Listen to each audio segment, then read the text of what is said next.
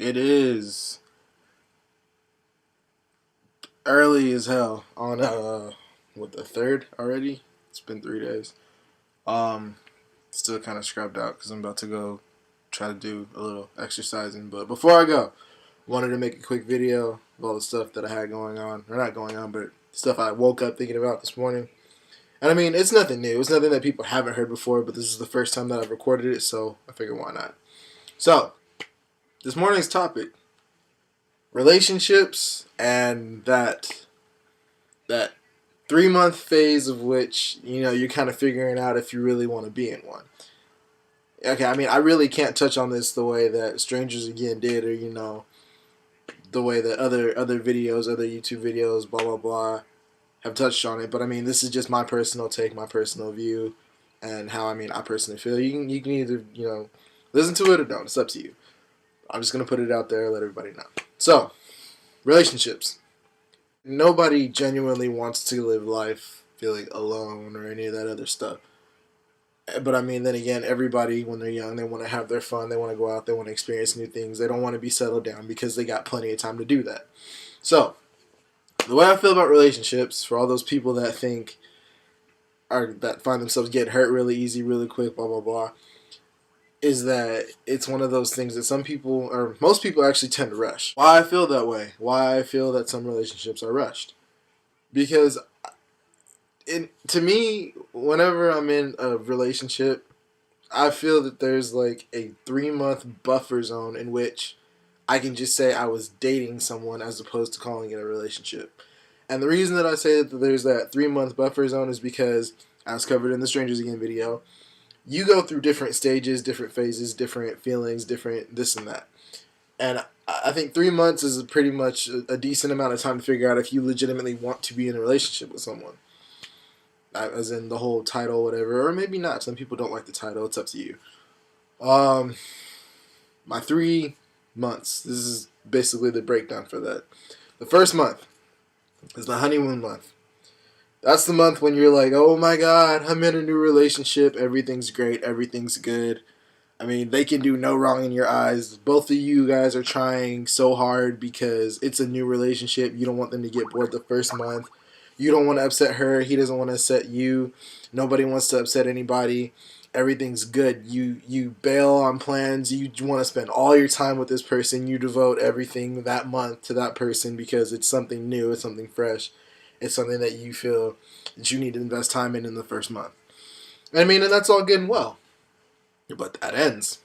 That does end when, for more lack of a better word, that ends when you kind of get through the honeymoon phase, when someone does something that's just slightly out of the ordinary to piss somebody off, to make somebody upset, to kind of rock the boat.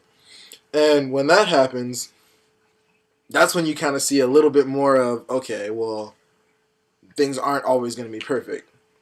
I mean, they're not terrible, but they're not, smooth sailing like it was in the first month. And you kind of get a feel for, okay, this is something little that just pissed me off. By this time, probably in the second month, maybe, I don't know. It's not really always 3 months, but with me, it's 3 months. That's just personal. So, second month is when the little things start to, start to make an appearance. Maybe you spend a whole lot of time with them and you're finding out they're slightly more indecisive than you realize and you don't like it. Maybe you're starting to hang out with them and they say, oh, I don't smoke, but they do hookah, and that bothers you a little, but it doesn't really because it's not cigarettes. I told you didn't smoke cigarettes. I don't know, just random stuff like that. Maybe you're starting to meet their friends, and you're thinking, wow, their friends are assholes, or wow, they seem kind of different around their friends, and I'm not used to it, blah, blah, blah, blah, blah. And those are all little things you can talk about, that probably weren't an issue before because you are in a new relationship. So, second month is basically when you kind of get a feel for the little things that could quite possibly bother you. But half the time, people don't say anything about those little things that bother them. They let it play out thinking, okay, it was good in the beginning, so now maybe this will just go away if I don't say anything about it and, things will be fine. They don't normally go away. And that's just the reality of it. But through that month, you stick with it. You realize it can still be worth it. It's all good. Maybe it'll go away. And in the off chance that you make it through the second month too, Some people do, some people don't. I don't know. Some people have a really bad track record, history, whatever. But third month, after so long, after the buildup of all the little things that get to you, that bother you, that's when you kind of get to the part where you stop and think. Well, not so much stop and think, but normally that's when you can't just deal with it without saying things because they're not changing. And now you realize that.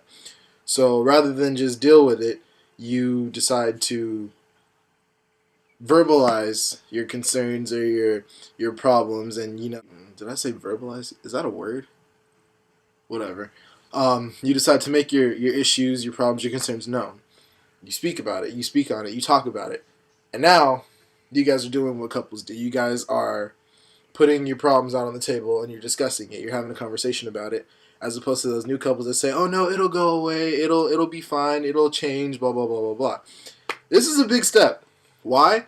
Because 9 times out of 10, people don't want to deal with problems really early in a relationship of any form. People don't want to sit and talk about the things that are going wrong because they went from two different extremes. Everything was perfect a month ago. Everything was still pretty good the second month because no one said anything that was bothering them. And now they're in the third month and they're like, wait, things really aren't perfect all the time? Things are going to get difficult sometimes? And I mean, that's kind of when you figure out, okay, do I want to be with this person? Do I want to be with this person who does this and who does that and who has who things won't always be fine with, who maybe sometimes isn't a morning person, who doesn't say anything when he's upset, she's upset, who shuts down, I guess, and just needs space sometimes. Like, can I deal with that? Am I going to be able to deal with all of that? Am I going to be able to deal with a person who isn't always like, oh my God, babe, let's spend time together. Oh my God, how come every time I do that, you do this? Kevin Hart reference. Sorry. But that's basically the month where you figure out, okay, look, I went from being extremely happy and everything was good with this person to the middle where basically everything's good to another extreme where everything's kind of like it's good, but there can be bad.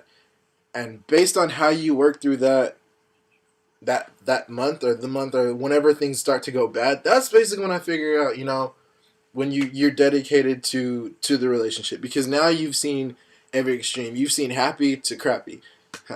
So, I mean, this is just one of those really random rants about how I feel about, I guess, relationships. I mean, like anything good, it takes work. And if you're not willing to put in work because you want something that's going to be easy all the time, I mean, be realistic. There's no relationships that function without slight arguments, and the only time that happens is if one person is willing to give up their, I want to say expectations, willing to give up their hold that thought. What is the word I'm looking for? Not give up anything. If one person is more willing to compromise than the other, meaning, maybe you want steak, she wants seafood, but you know that you just ate steak yesterday and you haven't eaten seafood for 2 months. Simple things like that.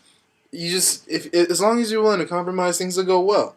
But compromise is one of the things that you kind of have to learn that it needs to happen on both ends. It can't just be one of those things where you do everything she wants, she does everything you want. That's not how it works. I mean, I guess the point of this video was just to say, don't rush things. Don't expect everything to always be perfect. Be realistic. But understand that with anybody that, you're with, that there's going to be good times. There's going to be bad times. There's going to be times when you guys argue. There's going to be times when you don't. There's going to be times when everything's going well. There's going to be times when it feels like nothing's going right. And I mean, through all of that, if you really think it's worth it, stick it out. Because so long as both of you guys are willing to work through whatever it is you're dealing with, I mean, things can really only get better. Take your time. Don't compromise your ideals for people. Don't settle for someone just because, you think that's all you're going to get. Stay true to you, and the only good things will come from there. I'm going to go do this workout thing, so I'll see you guys later.